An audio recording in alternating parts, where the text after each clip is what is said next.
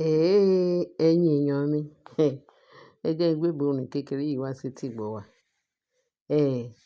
Bá ṣẹ̀ṣẹ̀ gbọ́ náà ni wọ́n ní nínú last week yẹn, wọ́n ní kábíyèsí ní pé ọ̀rẹ́ kábíyèsí kan ṣe nǹkan ní Èkó. Wọ́n ní ó invite kábíyèsí. Pé nígbà tó jẹ́ pé kábíyèsí gan pé ó ní òun ò invite ẹni olórí, òun ò tiẹ̀ sọ fún Naomi. Meanwhile, àwọn people yẹn, ìyàwó ẹni tó ń ṣe nǹkan tó jẹ́ ọ̀rẹ́ kábíyèsí, ọ̀rẹ́ Naomi náà tún ni.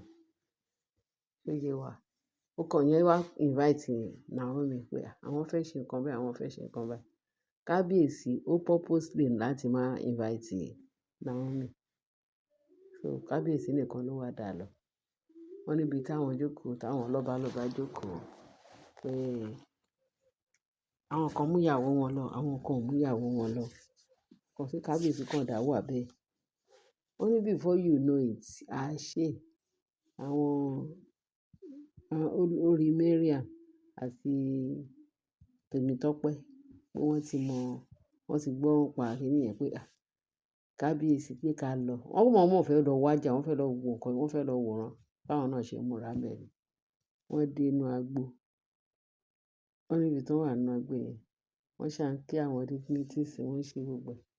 Wọ́n ní before you know it, ṣe ni Naomi dé. Wọ́n ní kábíyèsí gan pé ṣe láyé ẹ lágara rẹ̀ pé àfi ìgbà tó ọmọbìnrin yìí wá pé wọ́n invite ẹ̀ náà ni. Bẹ́ẹ̀ kábíyèsí ò ní intention láti pé Naomi pé kán jọ lọ. But àwọn olórí tọ̀hún yẹn wọ́n ò tẹ̀lé kábíyèsí lọ ibi táwọn méjèèjì. Wọ́n ní wọ́n bá wọn bẹ̀ ni. Káwọn náà lọ wòran pé káwọn náà wò ó, wọ́n mọ̀ pé kábíyèsí tó bá ń bọ̀ pé òun á mú ìyàwó ẹ̀, máa mú Naomi ìyàwó ẹ̀ dání. Ẹ máa wo sinimá.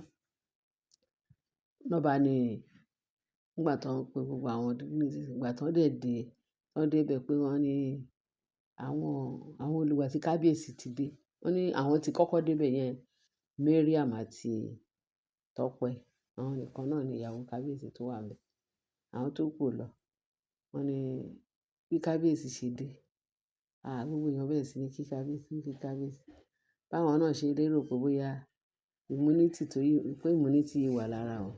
Àwọn náà wọ́n fẹ́ lọ ṣe kárí mi káwọn náà lè bá kábíyèsí ya fọ́tò. Wọ́n ní bọ́n ṣe dé bẹ̀ báyìí, wọ́n lọ kí kábíyèsí. Ṣé ẹ mọ̀ pé kábíyèsí yẹn ò ń dójú tì yàn? Ó kàn máa pretend. Ẹ mọ̀ pé ọmọ fine boy fúnra ẹ̀. Ó ní ṣe ló dé pretend, ó dẹ̀ jókòó, ó dẹ̀ rí wọn. Àwọn people yẹn wọ́n kúnlẹ̀ kábíyèsí o, kíní kan ìgbádàkọ.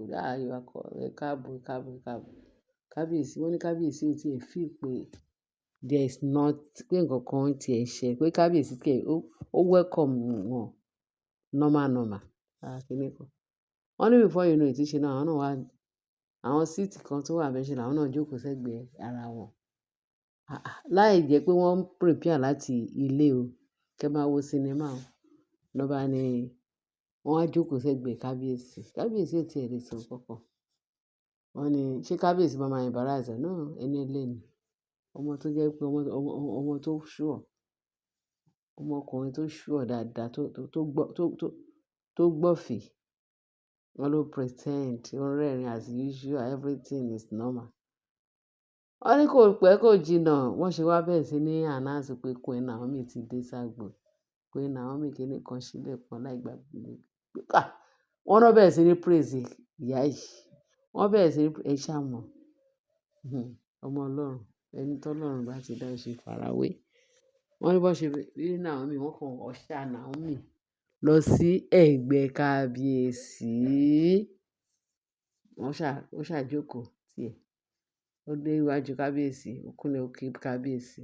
Wọ́n ló jókòó. Before you know it, no, wọ́n ní kò jókòó sẹ́gbẹ̀ẹ́ kábíyèsí. Wọ́n ní síìtì tiẹ̀ tán lọ wá ṣẹ̀ sí. Torí gbogbo ìgbẹ́ tí occupy, àwọn mọ̀ pé kò ṣe pé òun àti ìyàwó ẹ̀ náà jọ wà. Wọ́n ní síìtì nínú high table yẹn náà ni wọ́n ṣàjókòó lẹ́gbẹ̀ẹ́ àwọn lọ́balọ́ba. Wọ́n ní kì í ṣe kékeré o. Wọ́n ní Naomi náà ó pretend. Ṣé ẹ mọ̀ pé nǹkan tó wà ọkàn olúkálùkù ọ̀tọ̀ọ̀tọ̀. Ìyẹn náà máa ṣe wípé ó máa wonder pé ṣé kábíyèsí kó àwọn eléyìí wà ni? Ṣé kábíyèsí invite àwọn eléyìí? Wọ́n ló bẹ̀rẹ̀ sí ní ó ṣàmọ̀ àwọn èèyàn. Wọ́n kò sí nǹkan téèyàn ó lè máa rò bẹ́ẹ̀. But kì í ṣe pé bóyá ó speak louder, ó ṣà ń rò ó pé bí ìgbà tí nǹkan ń jọ̀yàn lójú ṣá. Wọ́n ní kò pẹ́ kó ìwọ́n tẹ entertain, wọ́n ní kò rí pẹ́ jù o tí Naomi débẹ̀. Bó ṣe wá bá kábíyèsí, ó lóun ti ń lọ. Kábíyèsí ní àásó pé ó ti ń lọ kàn kí kábíyèsí pé òun ti fẹ́ máa lọ kíní kan. Kábíyèsí náà ti mọ̀ pé Naomi lè máa think otherwise pé bóyá òun ló kó àwọn Tọ́pẹ́ àti Mariam wá. Tó wá gbé yìí náà pé ẹ rò ojú bẹ́ẹ̀ lọ. Wọ́n ní bí Queen Naomi rẹ̀ ṣe dé tó ti ń lọ. Wọ́n ní kò pẹ́ náà bí kábíyèsí náà ṣe dìde. Kíákíá kábíyèsí náà ti dìde. Bó ṣe tẹ̀lé bí ìgbà tí Naomi bá pe kábíyèsí pé jẹ́ á lọ. Bí kábíyèsí náà ṣe dìde nìyẹn, òun náà sọ fún àwọn náà ti ń lọ. Kábíyèsí náà mọ̀ pé ẹrú wọn. Kábíyèsí náà ti fura pé àkóbá mà làwọn obìnrin yìí o. Wọ́n máa rò pé bóyá òun tún ń parọ́ fún Naomi o. Nǹkan tí Naomi ní wá bá wọn tó rò wọ́n tí ẹ̀ bá mọ̀ pé Naomi lè wá síbẹ̀ yìí. Wọ́n ní kò pẹ́ kó jìnnà bí Naomi náà ṣe bí kábíyèsí ní òun náà ti ń lọ. Lílọ tó ń lọ yẹn ṣe ni wọ́n dẹ̀ lọ wọnú. Wọ́n ní àwọn convoy wọ́n escort Naomi, wọ́n escort kábíyèsí. Àfìgbà tó dẹ̀ lọ wọnú ọkọ̀ kan náà nínú mọ́tò kan náà. Wọ́n wọnú mọ́tò yìí tí tí Naomi gbé wá. Wọ́n ní driver gbé yẹn ó gbé tẹ̀lé wọn. Mọ́tò tí kábíyèsí gbé wá, kábíyèsí àti Naomi lọ́jọ́ wọnú mọ́tò yẹn. Wọ́n dáwọn Tọ́pẹ́ o àti Mariam. Àwọn náà lè sọ pé káwọn tẹ̀lé kábíyèsí. Torí embarrassment yẹn wọ́n ní ó pọ̀ jù fún wọn. Bí kábíyèsí àti Naomi ṣe disappear ní party yẹn, wọ́n lọ lọ́run lóye. Ó ti fi hàn pé wọ́n ló bí ọ̀tẹ̀ tí wọ́n pé àwọn eléyìí ti disgrace ara wọn already. Wọ́n fi wọ́n lẹ̀ wọ́n ṣe lọ nìyẹn. Wọ́n nígbà tó wá tó délé o tí Tọ́pẹ́ o àti Mariam tó délé. Wọ́n ní before you know it, wọ́n lọ bá kábíyèsí. Wọ́n ní láàfin gan pàápàá pé àwọn èèyàn wà láàfin. Wọ́n ń ṣe cleansing lọ́wọ́. Ẹ mọ̀ pé mo sọ fún wa pé wọ́n fẹ́ ṣe cleansing. Wọ́n náà ń ṣe cleansing ní ààfin. Cleansing tó ti ń lọ bí ilẹ̀ bí ẹdẹ. Báwọn ọmọbìnrin méjì ṣe dé, wọ́n ní wọ́n kọ́ lọ bá kábíyèsí ni. Tìbínú wọ́n ní Mariam àti Tọ́pẹ́. Ṣé o mọ̀ pé ẹnu Mariam kò mọ bó ṣe ń sọ? Wọ́n ló sọ̀rọ̀ sí kábíyèsí nígbà tó sọ̀rọ̀ sí ọmọ ẹ̀ nítorí Naomi. Ìwọ woman rapper yìí, ìwọ kinní kan yìí, ìwọ gbádàkodo yìí. Wọ́n ló sọ̀rọ̀ sí kábíyèsí pé thank God ní agbo ibi tí àwọn èèyàn mí ṣe ni. Wọ́n náà gbọ́ gbogbo ariwo tí Mariam ń pa. Wọ́n ní báwọn elders. Kì í ṣe kékeré, wọ́n láwọn elders kan dìde ni. Mariam, how dare you? Àwọn tó fẹ́ sùn jẹ tẹ́lẹ̀ tán lọ fi pupa. Wọ́n ní bọ́n ṣe pé àwọn boys. Ó yá kán wá ṣàwọn pípẹ́. Wọ́n ní with immediate effect òun àti Tọ́pẹ́, ìyẹn Mariam àti Tọ́pẹ́. Wọ́n ní kán ó yá pé wọ́n band wọn léni. Wọ́n ní kán sì wọ́n jáde kúrò nínú ààfin kíákíá. Wọ́n ní bọ́n ṣe wọ́n bẹ̀rẹ̀ sí ní bọ́ndù, wọ́n bẹ̀rẹ̀ sí ní tì wọ́n. Wọ́n ní kì í ṣe kékeré pé kí wọ́n á wo disgrace kan tó fi ojú Mariam àti Tọ́pẹ́ rí ní ààfin. Wọ́n ní bọ́n ṣe bẹ̀rẹ̀ sí ní tì wọ́n nìyẹn. Wọ́n tì wọ́n gbọ̀ngbọ̀n. Wọ́n ní kán lọ banish wọn. Wọ́n banish wọn as from today. Wọ́n ní bọ́n ṣe lọ banish wọn. Ṣé o mọ̀ pé bọ́n ṣe banish wọn ni wọ́n sìn wọ́n lọ sí. Tí wọ́n fẹ́ kí wọ́n banish yàn ní ayé àtijọ́, òun tọ̀ wọn ò tún lè wọnú kí ló máa ń pè é. Wọ́n sìn wọ́n sí outside ibodè. Wọ́n ní wọ́n sìn wọ́n lọ. Ṣé o mọ̀ pé tẹ́lẹ̀ ṣé ìdí náà ti ń sìn wọ́n jáde tẹ́lẹ̀? Wọ́n ń sìn wọ́n jáde tó ti ń band wọn. Kì í ṣe ni. Wọ́n náà band wọn out of palace. Bẹ̀sùgbò báyìí, ó ti pẹ́ méjì tí mo àbẹ́ mẹ́ta ta ti gbọ́ pé wọ́n banish ìrísẹ̀ same olórí Mariam yìí. Ó tún máa padà wá, a tún máa gbọ́ pé ó tún dún láàfin.